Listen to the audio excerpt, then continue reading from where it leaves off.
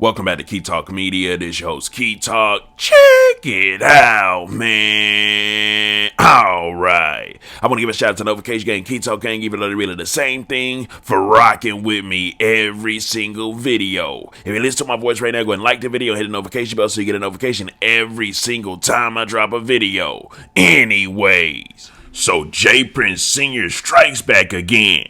Now you know. So of course everybody knows there was a guy there whose name goes by Migo Bands. I don't know if he's like Quavo's brother or his bodyguard, but y'all can try to figure out exactly what he is to Quavo. All I know is that he's on Buddy's team and he's a street nigga, you know what I'm talking about? And with him being a street nigga, you know what I'm talking about? Of course he's gonna be there for some sort of protection for Quavo as well. Well, it's coming out now, you know what I'm talking about? J Prince Sr. dropped the paperwork, and in the paperwork you can see Quavo's Patna bro, you know what I'm talking about, the guy he came with, Migo Bands, doing a whole lot of snitching. I'm talking about Buddy did snitching about, you know what I'm talking about, he said something about that he punched a little cam guy because he thought he was about to pull a gun and shoot Quavo. I'm talking about he threw J Prince Sr.'s son, Jazz Prince, into the mix as well with the 12s, pretty much saying that he gave them a gun for protection, but later on thought he was trying to rob them, so that's how a lot of the stuff actually happened. Hold up.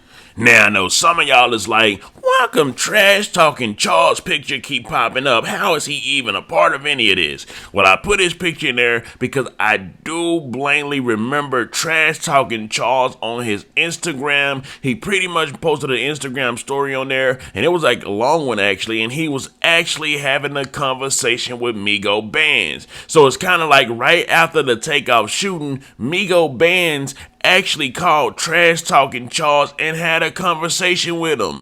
Anyways, I'm gonna go ahead and play, actually on $1 Million Worth of Game, Gilly the Kid actually read the paperwork that J Prince Sr. gave him. Pretty much shows all the ratting and snitching that, and then also he said there's a lot of fake ratting. And not only is he ratting and snitching, but he's saying a lot of like fake stuff. So I'm gonna go ahead and play the audio of Gilly the Kid reading that, the paperwork that J Prince Sr. gave him. Off there, whatever his name may be, you know, he giving all kinds of statements on this police report we have, so we can read his name and everything, because he put himself in a position where he's cooperating and telling a lot of different lies, so we may as well shine the light on the real root to the issue, which is this homie. Anyways, let the paperwork party begin. Willie Bland, who admitted to firing a weapon at the scene. He stated that he seen the two males he had identified as Joshua and Watkins throughout the evening, that he had seen them with guns. Now you know. Just so y'all remember, the Joshua guy is the guy that everybody was calling Lil Kim 5th Yellow Hoodie. He believed that Joshua said something and began pulling the gun, so he reached and punched him. He thought that males were about to try and rob Quavo. Now, we can just stop right there. And let me just explain that little piece, how I feel about that bullshit. Now, clearly, this Bland dude and gave a police report that he seen these two guys with guns earlier. But these the same two guys that he decided he was going to punch with his gun out and hit them with a gun. What do you think gonna happen? You know what I mean? You seen these niggas with guns and you gonna hit them? Anyways, so this is a point where pretty much J Prince Sr. saying that the guy Migo Bands obviously is just not using his brain. Why in the blue hell would you say that you saw these two people with a gun earlier and then all of a sudden you try to initiate an attack on them because you allegedly say that it looked like they was about to try to rob Quavo? This just don't make no sense is what J Prince is saying. This clown saw that and decided, I'm gonna try them two guns with my one. And then he tell a blatant lie about they getting ready to rob Quavo. And Lord knows if anybody, any of them people would have tried to rob or touch Quavo, it was gonna be some real problem. People believe it was probably Cameron Joshua shooting at him, so he began shooting at Cameron Joshua. Video showed that Joshua ran back inside the bowling alley, but there is no video evidence showing firing the gun.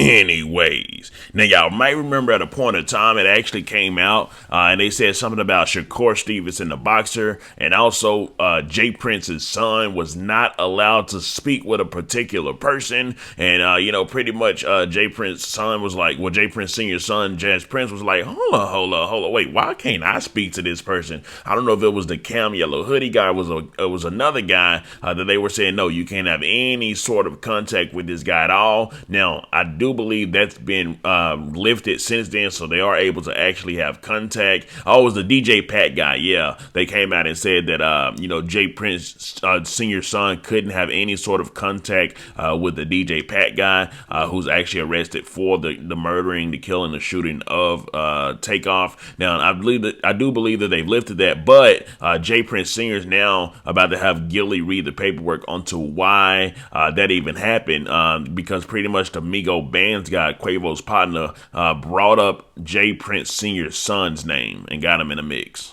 This is when he put my son's name in his mouth. Willie Bland further stated he initially obtained the gun that he discharged from Jazz Prince, who was hosting the group, including Willie, TakeOff, and Quavo, while they visited Houston.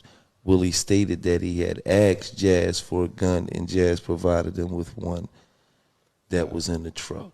Now listen to that. Man, the year of 2022 ended, I'm talking about towards the end, it ended with a whole lot of ratting and snitching, because no matter what, no matter who dies, no matter who passes away, I'm talking about according to the street rules, you are not supposed to talk to the 12 at all. They always say black and white is always gonna tell the truth. Well, it looks like 2023 has actually picked up where 2022 left off. Now, Quavo, as I stated, is Jazz's brother.